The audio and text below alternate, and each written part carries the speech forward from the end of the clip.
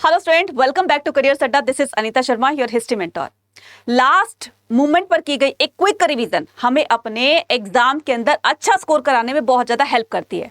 फिर चाहे वो क्विक रिवीजन माइंड मैप के थ्रू से हुई हो या फिर फ्लो चार्ट से हुई हो, आपके हैंड रिटन नोट से हुई हो, क्वेश्चन के प्रैक्टिस से हुई हो, एक्सवाइडेड किसी भी तरीके से, लेकिन ये चीजें बहुत हेल्प करती है हमारे एग्जाम में अच्छा स्कोर करने के लिए।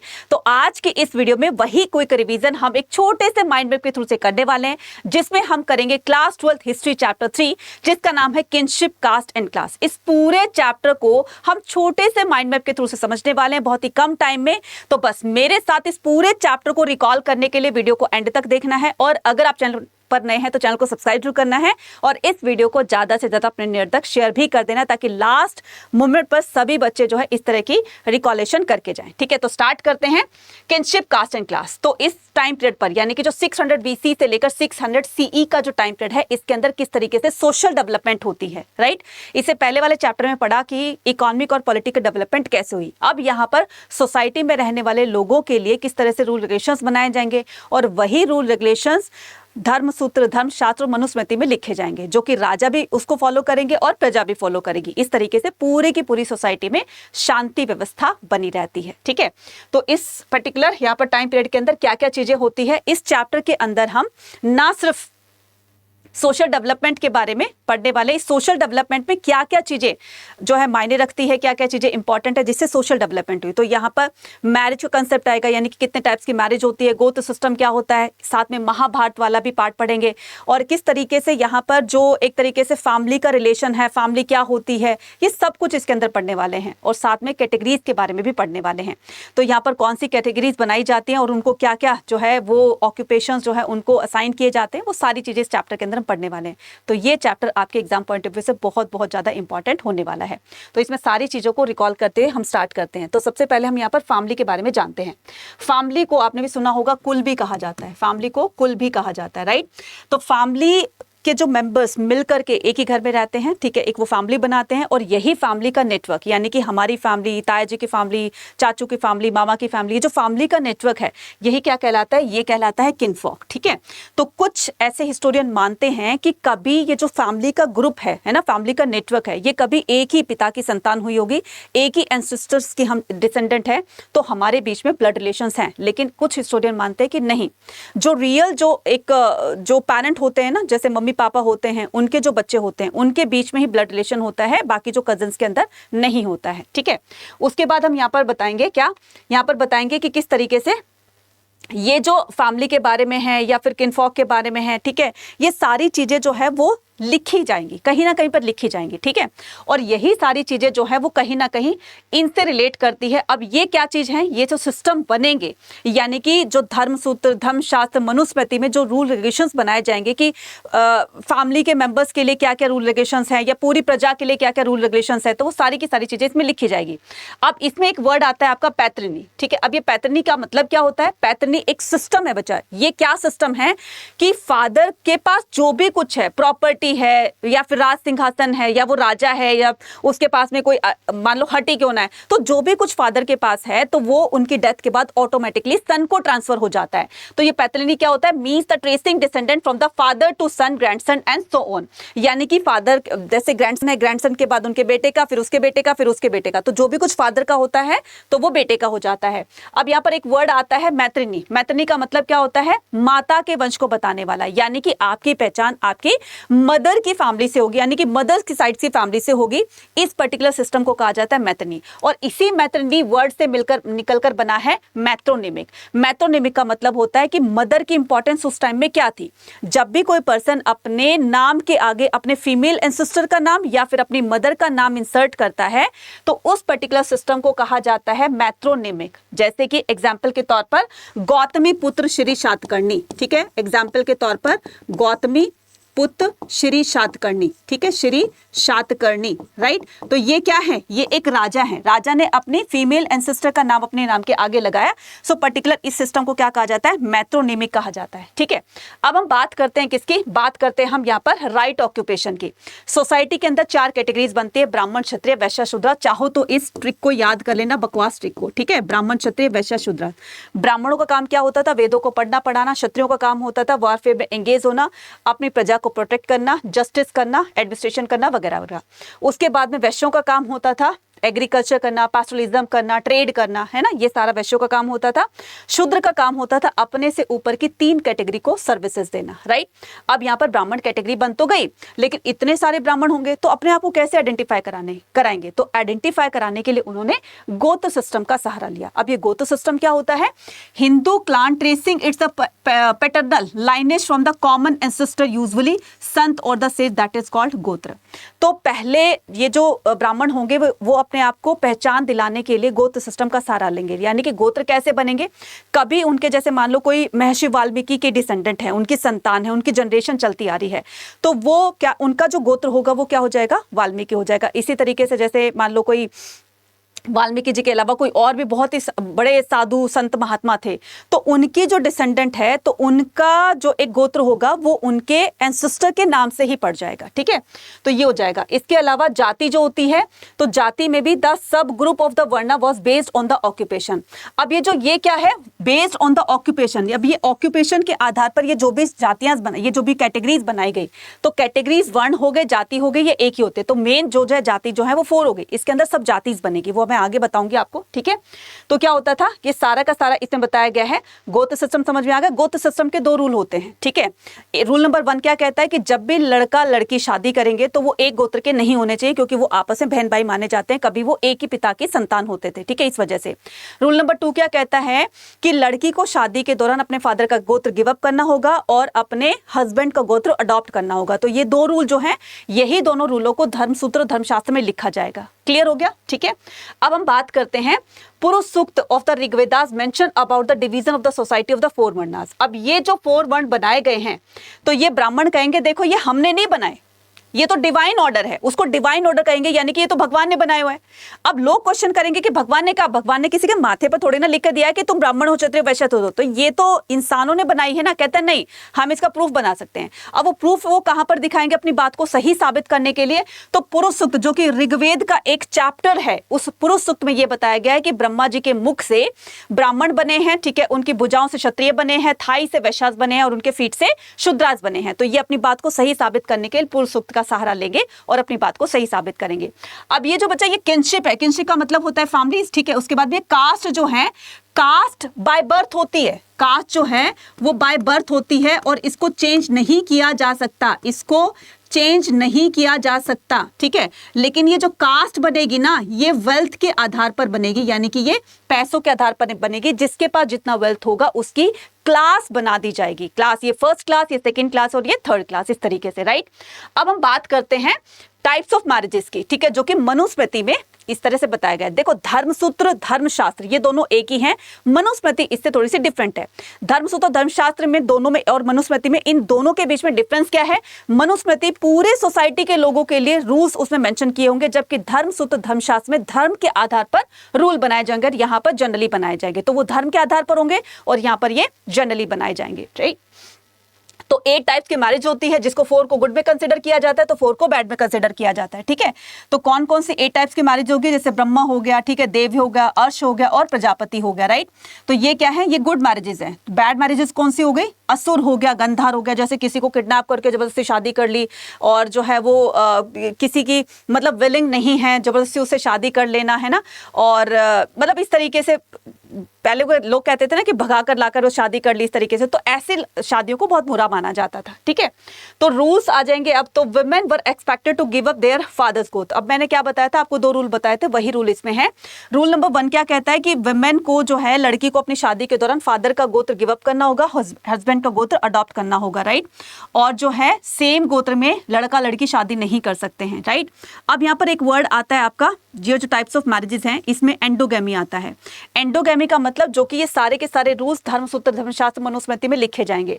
एंडोगैमी का मतलब होता है विद इन द यूनिट, यानी कि अपनी ही फैमिली के जो भी जैसे कजन्स होते हैं, जैसे मुस्लिम फैमिली में देखा होगा या फिर आपने साउथ इंडियन फैमिलीज में देखा होगा, अपने ही परिवार के लोगों के साथ, मतलब कजन जो चचेरे ममेरे फुफेरे होते हैं उन्हीं के साथ में शादी हो जाती है, तो इनको कहा जाता है विद इन द यूनिट, यानी कि एंडोगैमी शादी का टाइप। ठीक है, उसके बाद में यहाँ पर एक्सोगैमी होता है। एक्सोगैमी का मतलब होता है आउटसाइड ऑफ द यूनिट, यानी कि अपनी फैमिली से बाहर रिलेटिव्स के रिलेटिव्स में जो इस तरीके से रिलेशंस बनाए जाते हैं ना, कि उसकी बुआ का, मामा का, फूफा का, चाची का लड़का का, ये तो जो वो रिलेशन होते हैं अपनी फैमिली को छोड़कर अपने रिलेटिव्स की फैमिली में शादी करना, दैट इज कॉल्ड एक्सोगैमी। एक होता है आपका पॉलीगनी जिसमें एक मैन होता है, उसकी बहुत सारी वाइफ होती हैं, काइंड ऑफ राजा दशरथ। इसी तरीके से पॉलिंड्री होता है जिसमें एक वुमेन होती है और उसके एक से ज्यादा हस्बैंड्स होते हैं, काइंड ऑफ द्रौपदी। तो ये चारों के चारों बहुत इंपॉर्टेंट है, इनको अच्छे से लर्न करना है। अब हम बात करते हैं किसकी, महाभारत की, राइट। तो कुरु महाजनपद कैपिटल था। अब यहाँ पर महाभारत जो है वो क्या थी, सिर्फ हम महाभारत को एक लड़ाई के रूप में जानते हैं, जबकि महाभारत जो है वो एक बैटल के साथ साथ बहुत सारी चीजों की हमें नॉलेज देता है। ठीक है, तो ये एक ऐसा एपिक है जो हमें पास्ट को जानने में बहुत ज्यादा हेल्प करता है, राइट। सो ये जो कौरव और पांडव थे वो एक सिंगल फैमिली से बिलोंग करते थे और उस फैमिली का नाम था कुरु। ठीक है, और इसकी कैपिटल क्या थी, Hastinapur. It describe the feud over the land. तो ये जो महाभारत की लड़ाई होती है ये क्यों होती है, रीजन क्या था, लैंड और पावर को लेकर के। इधर दुर्योधन और युधिष्ठिर जो है दोनों ही लैंड और पावर को अपने हाथ में लेना चाहते थे, तो बस यही इस पूरी की पूरी बैटल का रीजन माना जाता है। ठीक है, दो ग्रुप थे, दो कजन थे इसमें। ठीक है, एक तरफ कौरव और एक तरफ पांडव।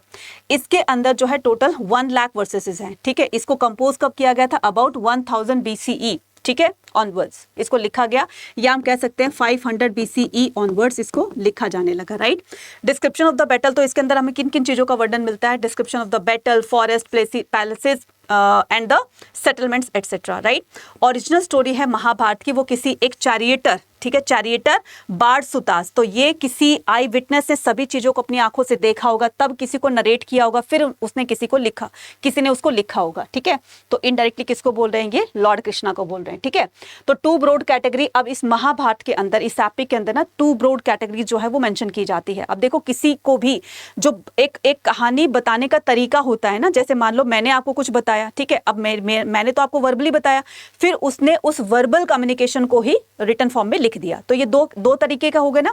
तो यहाँ पर वही 2 तरीके बताए कि एक तो नरेट करना होता है और दूसरा उसको लिखना होता है, उसमें कहानियों को ऐड ऑन करना होता है। तो ये 2 ब्रॉड कैटेगरी हो जाएंगी। अब उसके बाद में यहाँ पर आता है क्रिटिकल एडिशन ऑफ महाभारत। यहाँ से क्वेश्चन आता है आपका 1 से 2 मार्क्स के क्वेश्चन आएंगे आपके।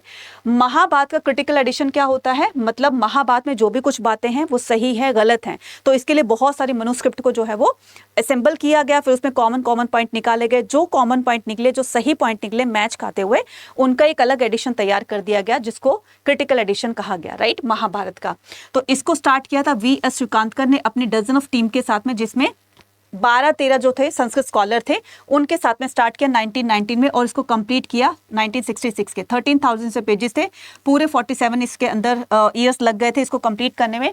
कलेक्टेड द, बहुत सारी मनुस्क्रिप्ट को कलेक्ट करके सब कॉन्टिनेंट के अलग अलग भागों से मनुस्क्रिप्ट को कलेक्ट किया, जैसे कश्मीर से कर लिया, बंगाल से कर लिया। क्या ये बातें जो है वो सभी में एप्लीकेबल होती थी या पर्टिकुलर एक ही हस्तिनापुर में ही होती थी, तो बस इस बात को प्रूफ करने के लिए अलग अलग मनुस्मृति का सहारा लिया गया।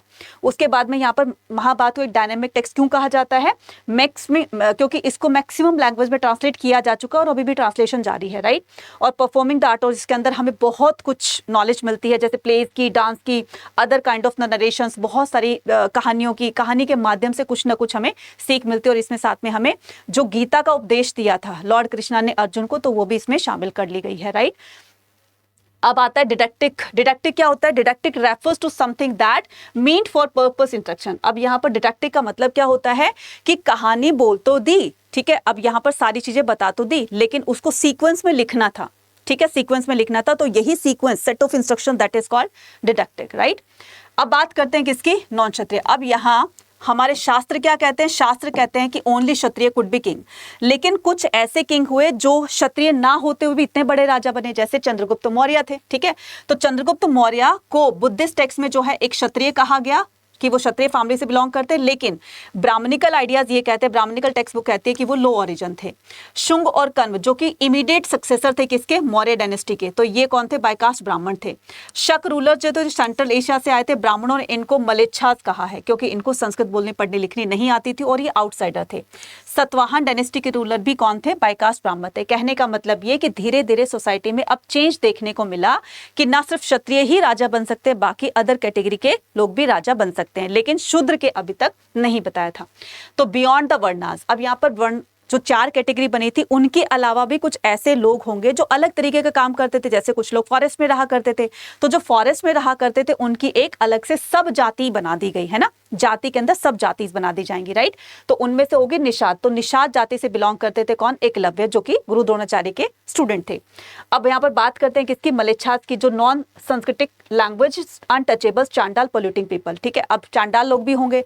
चांडाल्स कौन होते हैं? जो अनटचेबल्स होते हैं, जिनको छूने मात्र से अपने आप को अपवित्र समझते थे, लेकिन काम तो वो भी किया करते थे।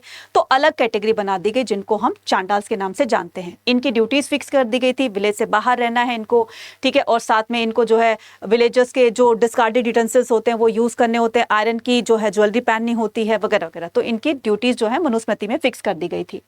तो gender to the access property, हमने पैतरनी सिस्टम के अकॉर्डिंग ये पढ़ा कि सब कुछ जो है वो बेटों का हो जाता है, बेटी क्लेम नहीं कर सकती थी। लेकिन एक फादर जो है बेटी को भी धन का हिस्सा दिया करता था, जिसको स्त्री धन कहा जाता है। उसकी शादी के दौरान जो भी उसको गिफ्ट मिलते थे अपने पेरेंट्स की तरफ से, उसको स्त्री धन कहा जाता है। According to Manusmriti the paternal state was divided into equally the amongst the son after the death of the parent with the special share. तो यहाँ पर कुछ स्पेशल शेयर जो है वो बड़े बेटे को दिया जाता था, तो क्योंकि ऐसा ऋग्वेद में मेंशन किया गया है। Women could not claim the share these resources, women were allowed to retain the gift they receive occasion of their marriage, that is called stridhan, इसको स्त्रीधन कहा जाता था।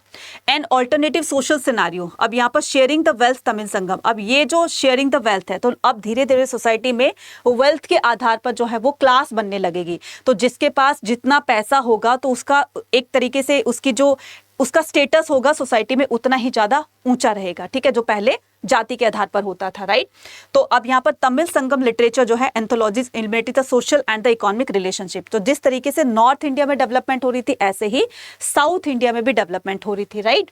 तो अब यहाँ पर करेंगे 1951-52 के अंदर एक आर्कियोलॉजिस्ट थे जिनका नाम है बीबी लाल, ठीक है।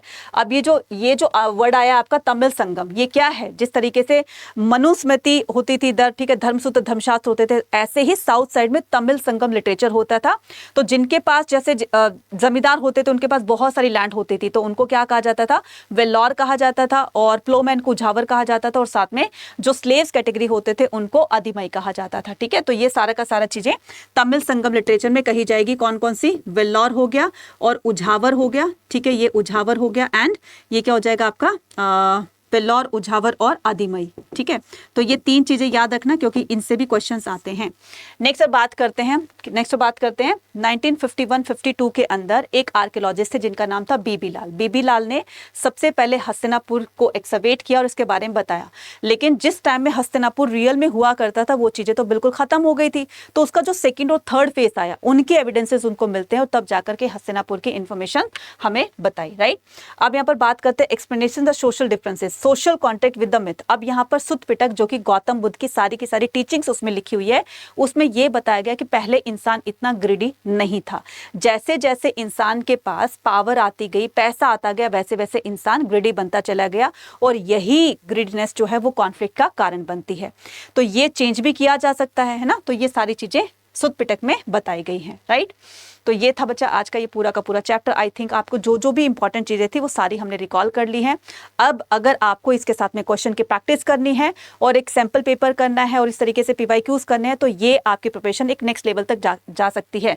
तो ये आपका है उसके लिए बोर्ड्स का वरदान, जिसमें आपको PYQ, sample paper, CBSE MCQ test series और एक CUT का मॉक टेस्ट भी मिलेगा सिर्फ 0 रुपीज के अंदर, ठीक है। हो गए ना खुश? उसके बाद में ये वरदान प्रो है।